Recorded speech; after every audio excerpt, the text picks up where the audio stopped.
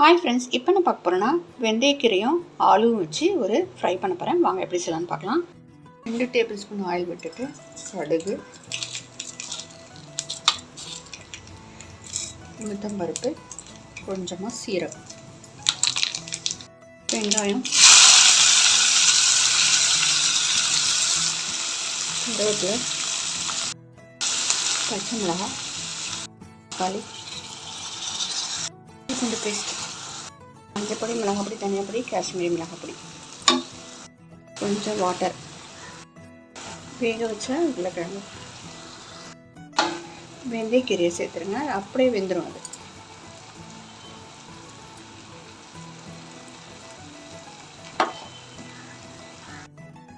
அது நல்லா கலந்து விட்டுருங்க. தேவையான சால்ட்டு சேர்த்துக்கோங்க. முதல்ல கொஞ்சம் சேர்த்துட்டேன்.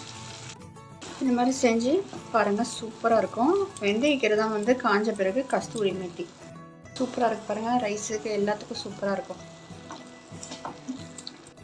சுட சுட ரைஸு, அதுக்கப்புறமா வந்து மோர் குழம்பு வச்சுருக்கேன்.